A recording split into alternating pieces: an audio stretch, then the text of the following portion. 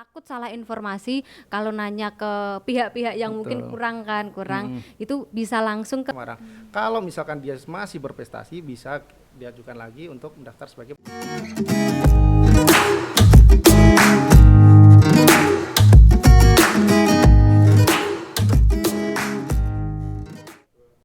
Oke, selamat pagi, selamat datang di portal Podcast Sertala. Di mana di dalam portal ini nanti banyak informasi yang terpercaya dari narasumber yang terpercaya juga.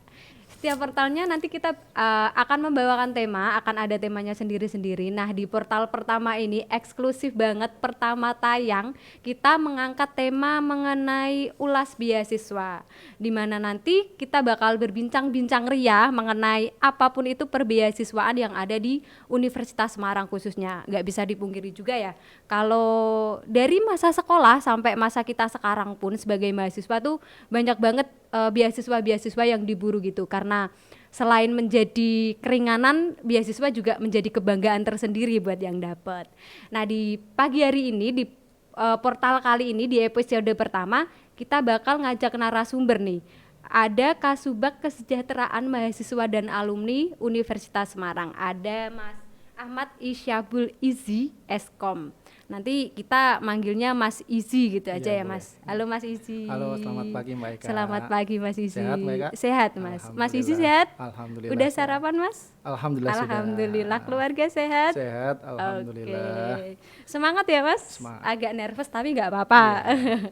Oke, nanti kita bakal bincang-bincang mengenai beasiswa ya Mas yang ada di Universitas Semarang ya Mas.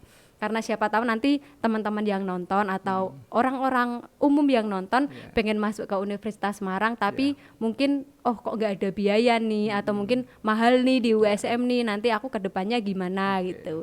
Terkait nanti beasiswa kan teman-teman juga oke ada beasiswa nih, jadi seenggaknya nggak terlalu berat gitu. Oke Mas Izi. Siap. Ngomong-ngomong soal beasiswa nih yang ada di Universitas Semarang, ada di USM gitu ya Mas. Apa aja sih Mas beasiswa yang ada di USM ini? Oke, baik, saya jawab ya. Iya. Bismillahirrahmanirrahim. Selamat pagi semuanya. Selamat Selamat pagi pagi. rekan-rekan. Selamat pagi penonton di channel BEM USM Iya, ya. di channel BEM USM. Baik, suatu kehormatan bagi saya diundang dalam podcast pada kesempatan kali ini. Saya akan menyampaikan beberapa hal terkait dari program beasiswa yang diselenggarakan oleh Universitas Semarang. Oke, Universitas Semarang sangat komitmen ya untuk mencerdaskan kehidupan bangsa. Salah satunya mengamalkan tridharma perguruan tinggi, yaitu pengabdian kepada masyarakat. Salah satunya memberikan beasiswa atau kesempatan belajar bagi teman-teman yang memang terkendala masalah finansial untuk melanjutkan ke jenjang perguruan tinggi, sehingga USM sangat welcome, sangat terbuka sekali bagi mereka yang benar-benar ya dengan catatan niat untuk belajar. Jadi jangan asal-asalan, kita beri kesempatan. Salah satu program yang beasiswa yang diselenggarakan oleh Universitas Semarang antara lain yang pertama itu ada namanya beasiswa prestasi akademik, diperuntukkan bagi teman-teman yang memiliki nilai akademik lebih atau yang memiliki nilai akademik bagus. Kemudian ada namanya beasiswa bina lingkungan. Ini diperuntukkan bagi teman-teman mahasiswa yang memiliki ekonomi atau finansial kurang mampu. Kemudian selanjutnya ada lagi beasiswa prestasi non akademik. Itu untuk beasiswa bagi prestasi non akademik, contoh prestasi di bidang olahraga, bidang seni ataupun bidang agama dan lain sebagainya. Kemudian yang terakhir ada namanya beasiswa Yayasan Alumni Undip, diperuntukkan untuk karyawan atau anak karyawan daripada Universitas Semarang. Itu sih gambaran umum dari beasiswa yang diselenggarakan oleh Universitas Semarang. Oke, banyak juga ya Mas ya. Iya. Beasiswa yang diselenggarakan oleh USM. Jadi USM juga meringankan calon mahasiswa ya Mas ya.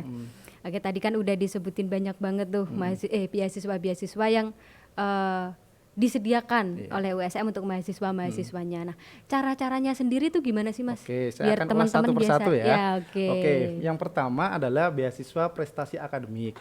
Ini untuk calon mahasiswa baru ya. Nanti ada 2 poin. Yang pertama bagi calon mahasiswa baru. Yang kedua adalah mahasiswa yang sudah studi di Universitas Semarang. Kita akan bahas poin pertama, yaitu untuk mahasiswa baru, yaitu calon mahasiswa yang memiliki ranking 1 sampai 10 mulai kelas 10 sampai 12, atau boleh hanya memiliki ranking antara 1 sampai 10 di kelas 12 saja.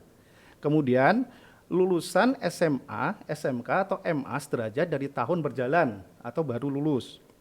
Kemudian jika dalam rapot tidak ada keterangan ranking kelas, mungkin bisa dibantu untuk mengurus di pihak sekolah menerbitkan surat keterangan atau lampiran tentang ranking siswa yang bersangkutan.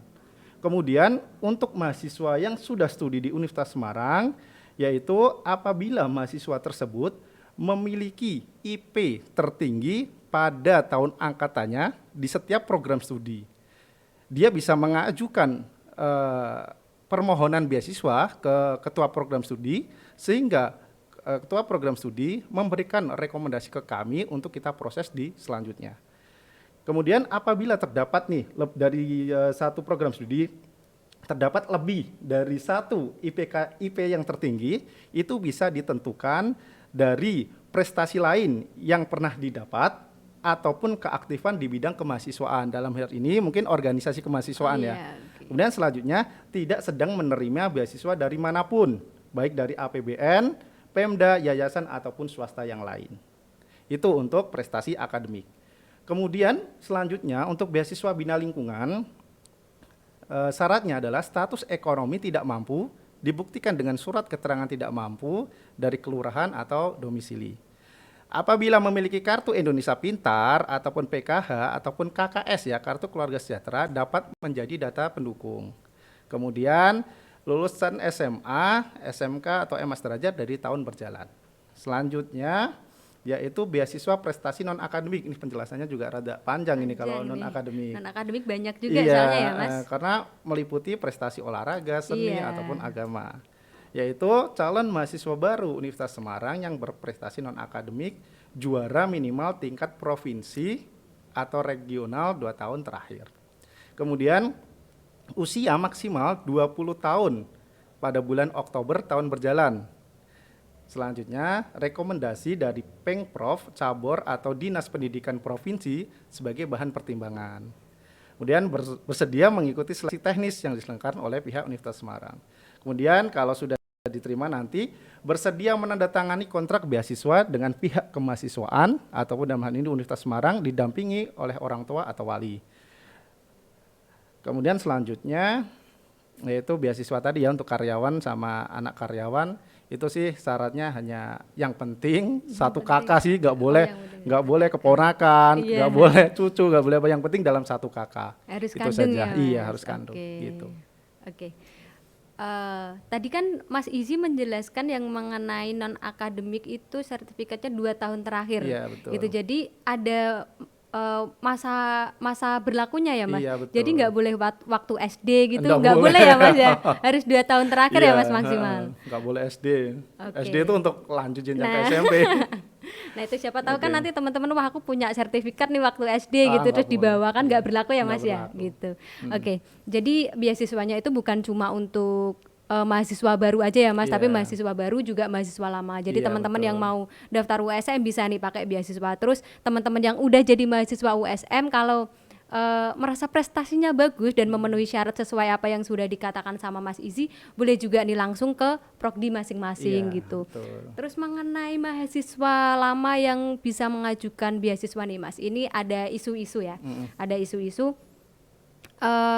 Kemarin itu ada teman saya yang dia itu mau mengajukan beasiswa karena mungkin kan minim informasi waktu itu juga saya belum mendapat informasi dari Mas Izzy kan, berarti belum bisa menjelaskan. Terus dia itu menanyakan ke IC, Information Center ya. Information Center karena kan berpikirnya informasi berpusat di sana gitu. Tapi ternyata dari pihak IC bilangnya itu nggak bisa, harus mulai dari awal. Nah itu seperti apa Mas? Ya mungkin kurangnya koordinasi saja ya. Jadi sekarang ini kami informasikan kepada teman-teman semua segala jenis informasi beasiswa yang ada di Universitas Semarang, baik itu internal ataupun mungkin beasiswa dari eksternal juga, itu semua sudah kami publish di website yang sekarang dikelola oleh UPNS atau Unit Penunjang Non-Struktural Pengelola Beasiswa.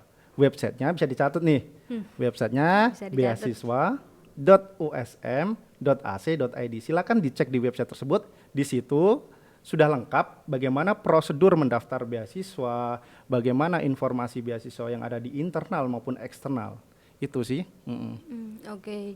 Jadi teman-teman itu ya, kalau mungkin masih bingung terkait beasiswa atau mungkin takut salah informasi, kalau nanya ke pihak-pihak yang mungkin kurang, itu bisa langsung ke beasiswa.usm.ac.id. Nah, itu informasi yang terpercaya ya Mas ya. Betul. Oke. Terus tadi ngomong-ngomong soal beasiswa nih, kan udah dari USM, udah dibahas internal, eksternal, akademik, non akademik. Nah, mungkin ini agak geser sedikit nih dari yang beasiswa USM ke geser sedikit. Selain dari kampus sendiri nih Mas, teman-teman mungkin bingung nih mau nyari beasiswa di mana selain dari kampus, mungkin kurang akademik atau kurang aktif di dalam kampus Mas gitu. Mungkin bisa dikasih informasi nih buat teman-teman Mas. Boleh. Jadi ya ini ya, perlunya mencari informasi sebanyak mungkin atau perlunya referensi dari website ataupun dari internet. Jadi banyak sekali sebenarnya program beasiswa yang diselenggarakan oleh baik itu instansi pemerintah ataupun mungkin dari lembaga non pemerintah. Jadi di sini yang yang sudah ada dalam database kami itu antara lain yang berasal dari eksternal itu ada namanya beasiswa Jarum Plus yang pendaftarannya barusan kemarin dibuka. Nanti bisa dicek kalau informasi pendaftaran beasiswa Jarum Plus itu di websitenya, silakan boleh juga dicatat ya. Dicatat ya teman-teman ya. Biar beasiswa Jarum Plus itu di jarumbeasiswaplus.org. Jarumbeasiswaplus.org. Betul. Di situ nanti mekanisme jadwal rekrutmen sudah sangat komplit sekali. Kemarin saya sempat lihat juga banyak informasi yang kita dapat di situ. Kemarin juga ketika kita sudah share linknya ke teman-teman Orma, banyak yang antusias. Nah, salah satu dari syarat mengikuti Jarum Beasiswa Plus itu kan harus ada surat keterangan tidak sedang menerima beasiswa. Itu bisa kami fasilitasi dan kita insya Allah fast respon ya. Kemarin ada yang mengajukan dalam 1 hari bisa kita proses. Dia mengisi formulir pada pagi hari ini, kemudian bisa kita selesaikan atau bisa kita terbitkan suratnya di siang hari. Jadi kita nggak usah nunggu lama-lama lah. Secepat itu ya Mas ya prosesnya ya. Kita nggak mempersulit ya Mas. Iya betul. Gitu. Kemudian ada namanya lagi beasiswa Basnas ya. Basnas bisa dicatat juga, bisa diakses informasi di beasiswa.basnas.go.id. Beasiswa.basnas.go.id ya. Kemudian ada lagi selanjutnya yaitu, nah ini yang sangat banyak sekali antusiasnya ya, atau program dari pemerintah yang sangat banyak sekali manfaatnya bagi teman-teman yang memang tidak memiliki ekonomi atau tidak memiliki finansial untuk melanjutkan jenjang perguruan tinggi, yaitu namanya beasiswa KIPK atau Kartu Indonesia Pintar Kuliah, yang dulu lebih familiar kita sebut sebagai beasiswa bidik misi. Sekarang sudah berubah namanya beasiswa KIPK. Ini sangat membantu sekali ya, karena KIPK ini tidak boleh ini hanya diperuntukkan untuk mahasiswa baru ya, bukan untuk mahasiswa semester berjalan. Berarti kalau baru masuk gitu ya Mas? Iya betul. Ini ya sudah program dari pemerintah, sudah gratis mulai dari awal masuk kuliah sampai nanti wisuda. Kemudian per bulan sudah dapat uang itu ya, uang saku. Uang saku dari pemerintah. Kalau tahun kemarin kurang lebih sekitar Rp900.000 per bulan. Lumayan, itu kan ya, lumayan banget. Nah, tapi memang syaratnya harus miliki kartu KIPK atau mungkin surat keterangan tidak mampu dari kelurahan ataupun instansi terkait gitu. Itu khusus mahasiswa baru ya Mas? Iya betul, KIPK. Oke, jadi nanti mungkin kalau teman-teman ini ada yang nonton baru mau daftar ke USM terus merasa punya KIPK, Kartu Indonesia Pintar. Kartu Indonesia Pintar, langsung aja pakai itu buat akses masuk ke USM, lumayan gratis per bulannya, bisa dapat uang saku juga 900.000 ya Mas? 900.000 itu program dari pemerintah ya. Program jadi dari nanti teman-teman searching aja di pendaftaran KIPK ya. Nanti untuk seleksi PTS itu nanti akan dibuka mulai bulan Juni. Mulai bulan Juni ini 2022 bulan Juni 2020. ya Mas? Nanti akan dibuka. Sekarang ini yang dibuka baru yang PTN. Yang PTN, oke. Untuk PTS insya Allah Juni nanti. Juni Kemudian nih nanti. satu lagi nih yang yang pengelolanya dibawa oleh Universitas Semarang tapi dari pihak eksternal. Kemarin kita juga baru saja memproses namanya beasiswa mahasiswa miskin Pemkot Semarang ya. Oh iya. Kemarin sudah kita publish. Iya, udah disosialisasikan juga ya Mas, di SIMA Pendaftaran juga lewat ada. SIMA ya, Iya, lewat lewat SIMA, SIMA. Mas. Kemudian kita proses kemarin. Ini yang saya sangat sayangkan ya. Pendaftar sangat minim sekali padahal kita publikasi sudah maksimal. Yang daftar di kami hanya 19 orang. Padahal informasi sudah kita gencar, publikasi sudah kita maksimalkan, tapi yang daftar sedikit sekali peminatnya 19. Tahun lalu sebagai referensi, tahun lalu itu kita sudah mendaftarkan 57 mahasiswa. Selisihnya banyak ya Iya, Mas ya? makanya Padahal kan lumayan eman-eman juga. banget gitu Iya. kan. Gitu sih. Itu khusus untuk mahasiswa Kota Semarang, Mas? Iya, Kota Semarang. Domisili Semarang gitu nggak bisa, Mas? Bisa, yang Bisa. penting ada surat keterangan domisili. Oh bisa, Bisa. oke, coming soon daftar Mas saya Mas, karena saya bukan asli Semarang Iya. gitu. Oke, jadi banyak banget teman-teman beasiswa tuh yang tersedia tuh banyak banget. Jadi kalau teman-teman pengen masuk ke Universitas Semarang atau pengen melanjutkan ke jenjang yang lebih tinggi, nggak usah takut, nggak usah khawatir. Kalau kita mau usaha, jalan itu pasti ada, gitu ya Mas ya. Oke, tadi kan udah dibahas banyak banget nih Mas beasiswa dari internal maupun eksternal. Nah, di USM sendiri tuh banyak gak sih Mas mahasiswa yang udah terdaftar beasiswa?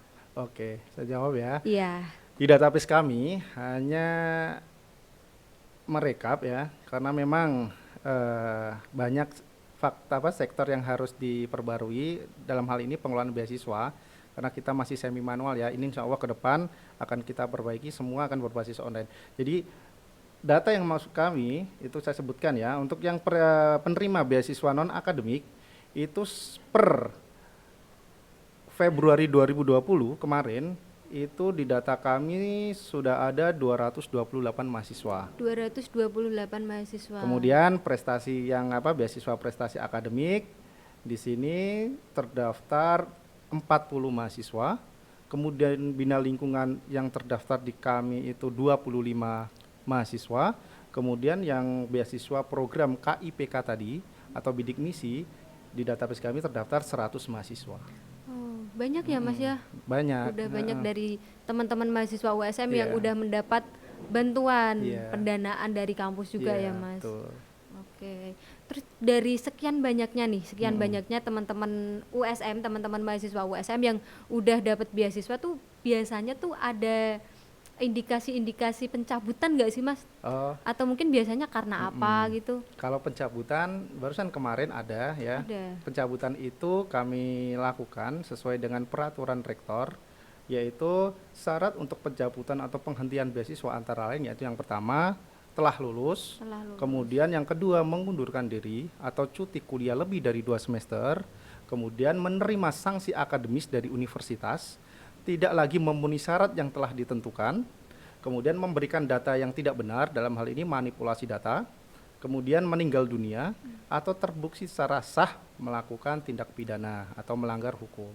Nah kemarin barusan kita mencabut beberapa mahasiswa yang penerima beasiswa non akademik ya, dalam hal ini prestasi olahraga, karena yang pertama kita dapat laporan dari UKM terkait bahwa mahasiswa tersebut atau mahasiswa penerima beasiswa non akademik melakukan beberapa pelanggaran. Yang pertama mangkir dari latihan, kemudian sudah tidak aktif lagi mengurusi UKM, kemudian yang terakhir tidak lagi berkontribusi untuk UKM. Jadi kita lakukan pencabutan. Nah, ketika kita melakukan pencabutan, kita pun tidak serta-merta menjustifikasi dia itu salah. Kemudian kita dapat laporan nih dari UKM, dia bla bla bla. Kemudian kita tidak memutuskan, kita potong seketika, enggak. Kita melakukan, kalau dalam Islam namanya tabayun ya. Iya. Kita tabayun, kita dapat laporan, proses kita memanggil mahasiswa terkait untuk kita klarifikasi apakah benar dia melakukan pelanggaran tersebut. Nah, kemarin ketika kita melakukan tabayun klarifikasi, mahasiswa terus mengakui bahwa melakukan beberapa pelanggaran yang saya sebut tadi, mangkir dari latihan, sudah tidak aktif di UKM, sehingga ketika kita cabut beasiswanya, dia pun sudah menerima dengan ikhlas Iya. gitu. Karena emang mengakui kesalahannya ya Betul, Mas. Jadi teman-teman ada. yang dapat beasiswa juga nggak bisa seenaknya Iya, sendiri ya betul. Mas, harus tetap tanggung jawab sama Betul. apa yang sudah dikasih Betul. gitu. Oke, tadi kan ada beberapa poin yang yang menjadikan beasiswa tersebut dicabut. Dicabut. Ada yang poin kedua kalau nggak salah itu cuti maksimal 2 semester. Iya, lebih dari 2 Lebih dari semester. 2 semester. Jadi Betul. misal sudah cuti 2 semester terus berpikiran untuk masuk lagi, berarti beasiswanya udah hangus Udah ya Mas? hangus, udah kita Udah nggak cabut, berlaku udah lagi. nggak berlaku lagi. Kalau misal mau ngajuin lagi Mas bisa? Masih bisa dengan catatan masih sesuai yang saya sebutkan tadi. Dalam hal ini kita berbicara beasiswa apa dulu nih? Beasiswa yang non akademis dulu. Non akademik ya, prestasi. Boleh dia mengajukan lagi dengan catatan dia harus berprestasi dan mewakili Universitas Semarang. Misal nih dia sudah cuti, masuk lagi, nggak serta-merta dia langsung daftar di beasiswa, kita terima lagi nggak. Iya. Kita buktikan dulu dia pernah nggak berprestasi tingkat nasional atau tingkat provinsi yang mewakili Universitas Semarang. Kalau misalkan dia masih berprestasi, bisa diajukan lagi untuk mendaftar sebagai penerima beasiswa non akademik gitu sih. Itu data yang dipakai itu data yang baru setelah Yang baru Semarang. Kalau misalkan dia masih berprestasi, bisa diajukan lagi untuk mendaftar sebagai penerima beasiswa non akademik gitu sih. Itu data yang dipakai itu data yang baru setelah Yang baru. Oh, data yang baru Yang berarti baru. setelah yang bersangkutan itu mulai aktif lagi itu ya Mas. Betul. Berarti bisa dibilang mulai dari nol lagi Iya, ya Mas ya. betul. Harus usaha lagi Iya. ya buat dapetin udah Makanya manfaatkan dengan baik ya. manfaatkan selagi ada gitu Iya, ya Mas. gitu. Oke, terus tadi ada yang mengenai sudah tidak aktif lagi di organisasi atau di UKM. Nah, ini berkesinambungan nih Mas sama kalau nggak salah saya pernah baca di SK Rektor yang nomor 4 di pasal 4 poin B.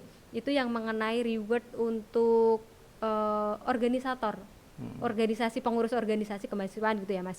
Nah, reward itu misal yang bersangkutan itu tidak aktif atau kadang kan ada yang kalau bahasa sekarang tuh AFK Mas. Di tengah jalan tiba-tiba lepas tanggung jawab. Nah, misal itu dia seorang ketua di sebuah organisasi, ternyata yang bersangkutan AFK atau lepas tanggung jawab di tengah periode. Nah, itu seperti apa Mas rewardnya? Atau tetap dikasih atau dialihkan ke yang menggantikan atau seperti apa Mas? Oke, kalau dalam hal ini bukan kapasitas saya untuk menjawab ya, karena di sini saya menaungi bidang kesejahteraan dan bidang alumni. Mungkin bisa untuk podcast selanjutnya mendatangkan beliau ya yang menaungi organisasi kemahasiswaan, yaitu Mas Satya mungkin ya Mas dalam hal ini Satya, untuk bisa menjelaskan tentang peraturan organisasi tersebut. Karena reward ataupun penghargaan untuk Orma UKM itu berada di kapasitas beliau sebagai Kasubag Penalaran Informasi dan Bakat gitu sih. Oke, jadi beda ini ya Mas. Beda. Oke, nggak apa-apa. Oke. Next kita bakal bahas-bahas lagi. Mungkin teman-teman yang organisasi nih, yang aktif dalam organisasi juga pasti bertanya-tanya juga mengenai beasiswa dan segala macam, karena nggak sedikit juga teman-teman organisasi tuh yang mikir udah capek-capek di organisasi, udah aktif di organisasi, masa iya nggak ada benefitnya atau segala macam gitu. Nanti kita bahas di next pertemuan kali. Ya, next episode. Ini eksklusif pertama ya Mas. Oke. Kita mau bahas apa lagi nih Mas mengenai perbeasiswaan, atau mungkin Mas Izi ada tambahan informasi nih mengenai kalau beasiswa? saya sih gini ya, ini sekedar motivasi saja bagi teman-teman yang memang ada niat untuk perkuliahan, untuk melanjutkan pendidikan. Ini saya berbicara tentang pengalaman pribadi saya. Saya dulu memang dari orang desa dari keluarga yang mungkin bisa dikata ekonomi menengah ke bawah. Pada waktu itu orang tua saya menguliakan 3 orang sekaligus.